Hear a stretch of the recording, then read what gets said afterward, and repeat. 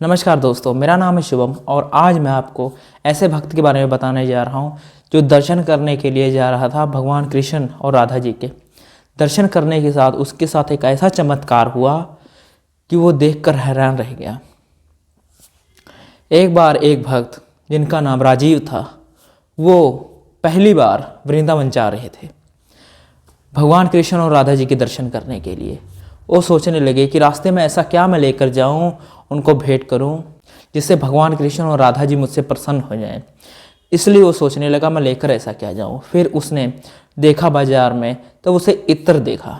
इत्र सबसे अच्छा और सुंदर महक वाला, जिसकी सुगंध बहुत अच्छी और बहुत सुंदर थी, वो इत्र उसने खरीदा और कह रहा था मैं यही लेकर जाऊंगा जिससे भगवान कृष्ण पर इत्र का छिड़काव किया जाएगा और इससे मंदिर के अंदर अच्छी सी सुगंध रहेगी। ये इस तोहफे को लेकर जा रहा था भगवान कृष्ण और राधा जी के लिए। जब ये वृंदावन पहुंचा तब इसने देखा कि संत जी बैठे हुए हैं और वो ध्यान में लगे हुए हैं। तब इसे इस बात का अनुभव नहीं था कि वो भगवान कृष्ण और राधा जी के ध्यान में लगे हुए थे, देख रहे थे कि भगवान कृष्ण और राधा जी होली खेल रहे थे आपस में। राधा जी ने एक छोटा सा मटका लिया हुआ था, उस मटके में रंग और पानी था। वो भगवान कृष्ण जी ने उनसे लेकर राधा जी के ऊपर डाल दिया। फिर जब राधा जी की बारी आई तो वो देखने लगी कि अब मैं कैसे डालूं। तब संत जी अंतर ध्यान थे, तो उसी समय वो सोचने लगे कि इनके पास तो कुछ है नहीं, तो उनके हाथ में इत्र आ गया। जैसे मैंने आपको बताया कि राजीव आए थे, इत्र लेकर आए थे, उनके पास ही रख दिया था, संत जी के पास ही इत्र रख दिया था और उनके चरणों के पास बैठा नमन कर रहे थे। इतनी देर में उन्हें कुछ नहीं मिला, हाथ रखा उन्होंने, उनका हाथ इत्र पे चला गया। उन्होंने इत्र पकड़ा, ढक्कन खोला और बगल में ही एक लोटा रखा हुआ था तांबे का। उसके ऊपर एक कटोरी में थोड़ी सी रेत रखी हुई थी। रेत के ऊपर ही उन्होंने सारा का सारा इत्र गिरा दिया। राजीव ये देखकर बहुत क्रोधित हुआ, बहुत गुस्सा आया उसे।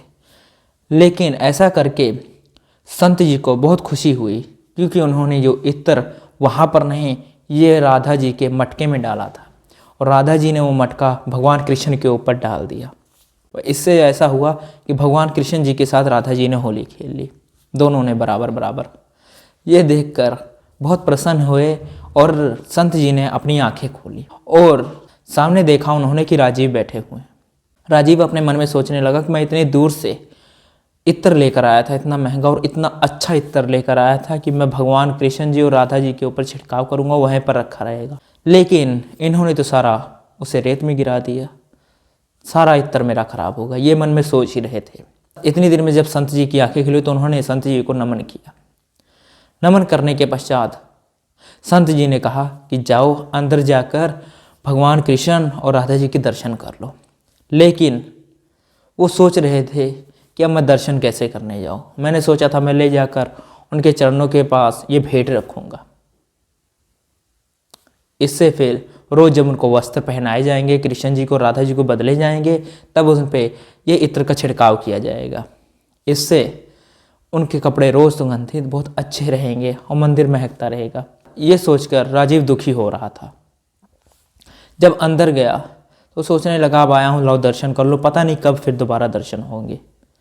तब वो जब अंदर गया तो उसने देखा कि वहाँ पर कृष्ण जी इत्र से नहाए हुए हैं और जिस इत्र को राजीव ने खरीदा था, वहाँ पर सुगंध ली थी, वही इत्र भगवान कृष्ण जी के ऊपर गिरा हुआ था।